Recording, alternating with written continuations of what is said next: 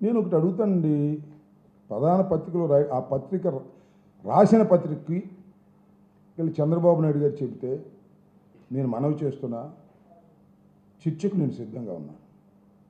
Polavaram project విషయంలో నారా చంద్రబాబు నాయుడు గారి తెలివి తక్కువ వలన, ఆయన దురాశ వలన ఈ ప్రాజెక్ట్ ఇంత లేట్ అయిందని, ఈ దుస్థితికి వచ్చిందని నేను ఇప్పటికీ ఎప్పటికీ దాని మీదే స్టాండ్ అయి ఉన్నాను. చర్చకు నేను సిద్ధం, ఎవరితో అయినా చర్చకు సిద్ధం, దానిలో సందేహం లేదు. చర్చ అంటే మళ్ళీ కొట్టుకోవటం కాదు, ఆరోగ్యకరమైన చర్చ చేద్దాం, మనకి అభ్యంతరం లేదు. పోలవరం విషయంలో వైఎస్ఆర్ కాంగ్రెస్ పార్టీ జగన్మోహన్ రెడ్డి గారు, రాజశేఖర రెడ్డి గారు చాలా కష్టపడి చిత్తశుద్ధితో పనిచేశారు. చంద్రబాబు నాయుడు గారు అది ఏటీఎంగా భావించి డబ్బులు కాజేయటం కోసం మాత్రమే ఆ ప్రాజెక్టును తీసుకొని చేసినటువంటి వ్యక్తి. ఇది నేను చెప్పిన మాటే కాదు, ఇవాళ భారత ప్రధాని కూటమి సభ్యుడు అయినటువంటి మోడీ గారు కూడా చెప్పినటువంటి సందర్భం ఉంది. ఈ పిచ్చి లెక్కలు పేపర్లో పిచ్చి లెక్కలు వేస్తారు, ఈనాడు, ఆంధ్రజ్యోతి సంబంధించి వేసి ప్రజల మీద రుద్దేటటువంటి కార్యక్రమం చేస్తున్నారు. నేను మరొకసారి చెబుతున్నా, పోలవరాన్ని అతి వేగంగా కరోనా ఉన్నా కూడా ముందుకు తీసుకువెళ్ళినటువంటి ఘనత వైఎస్ఆర్ కాంగ్రెస్ పార్టీ ప్రభుత్వానిది. అసలు నదిని డైవర్ట్ చేసిన ఘనత వైఎస్ఆర్ కాంగ్రెస్ పార్టీది. స్పిల్వేని పూర్తి చేసిన ఘనత వైఎస్ఆర్ కాంగ్రెస్ పార్టీది. కాఫర్ డ్యాములు 2 క్లోజ్ చేసిన ఘనత వైఎస్ఆర్ కాంగ్రెస్ పార్టీది. స్పిల్వేనే కాదు, మొత్తం టోటల్గా అనేకమైన కార్యక్రమాలు చేశాం. చంద్రబాబు నాయుడు గారు మొన్న చెప్తున్నాయండి, మళ్ళీ నాకు అర్థం కావడం లేదు, ఆయన అమాయకుడా లేకపోతే చెప్పిందే చెప్పి ప్రజల్ని నమ్మించాలనుకుంటున్నాడా నాకు అర్థం కాల. ఆయన అంటాడు, మేము డయాఫ్రమ్ వాల్ వేసేసాం, జగన్మోహన్ రెడ్డి గారు వచ్చి కాఫర్ డ్యాములు పూర్తి చేసుకోవడంలో విఫలమైపోయాడు, అందువల్ల దెబ్బతినిపోయింది అంటాడు. నేను మొట్టమొదటి చెప్తున్నా, నేను చెప్పడం కాదు, ప్రపంచంలో ఎవరిని అడిగినా చెప్తారు, కాఫర్ డ్యాములు కంప్లీట్ కాకోకుండా డయాఫ్రమ్ వాల్ వేయటానికి వీల్లేదు. This is the rule, this is the protocol. సామాన్యం అడిగినా చెప్తాడు, ఏఈని అడిగినా చెప్తాడు, we have to complete the coffer dams first. Coffer dams 2 కూడా పూర్తి అయితే అటు ఇటు మధ్యన వర్కింగ్ ప్లేస్ ఉంటుంది. ఆ వర్కింగ్ ప్లేస్లో నువ్వు ఏదైనా చేయొచ్చు.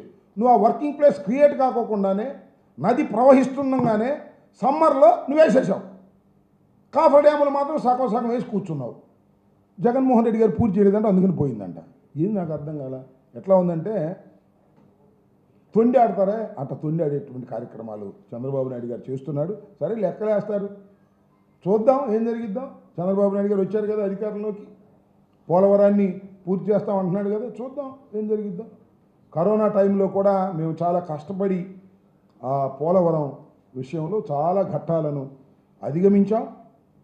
దురదృష్టం చంద్రబాబు నాయుడు గారి అతి తెలివి వల్ల, తెలివి తక్కువతనం వల్ల, కాఫర్ డ్యాములు క్లోజ్ చేయకోకుండా డయాఫ్రమ్ వాల్ వేయటం వల్ల ఇది ఆలస్యమైంది. అంతకు మించి మరొకటి కానే కాదని కూడా ఈ సందర్భంగా నేను చెప్పదలుచుకున్నాను.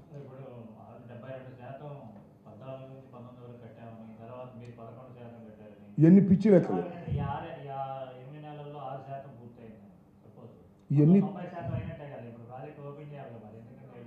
అది అడగాలి నువ్వు సార్ మాకు. అది అట్లా కాదు, వాళ్ళు చెప్పిన లెక్కల ప్రకారం అసలు అంతా అయిపోయినట్టే లెక్క, అంతే కదా. 90% అయిపోయినట్టే లెక్క.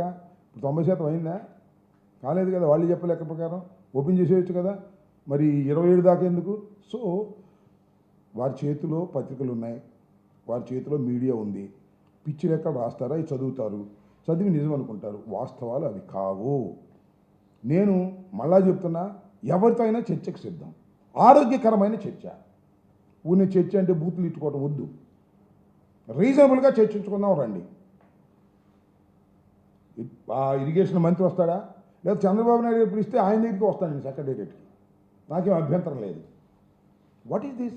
ఎందుకు ఇంత అబద్ధాలు ఆడతారు, అసత్యాలు మాట్లాడతారు, దుర్మార్గం చేస్తారు? మొత్తం టోటల్గా పోలవరాన్ని సర్వనాశనం చేసింది నారా చంద్రబాబు నాయుడు గారు.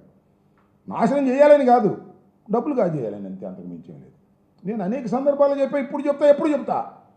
అసలు కేంద్ర ప్రభుత్వం చేయవలసినటువంటి ప్రాజెక్టుని రాష్ట్ర ప్రభుత్వం ఎందుకు తీసుకుందని అడుగుతా ఉన్నా. గొంతు చించుకొని అడిచా 100 సార్లు అడిగేప్పటికి నేను మంత్రి అయిన తర్వాత ఒక్కరోజు కూడా సమాధానం చెప్పలే, ఒక్క మంత్రి కూడా సమాధానం చెప్పలే నాకు. చంద్రబాబు నాయుడు గారి సంగతి దేవుడు ఎరుగు. ఎందుకంటే ఆయన లెవెల్ పెచ్చు, నా లెవెల్ తక్కువ అనుకో.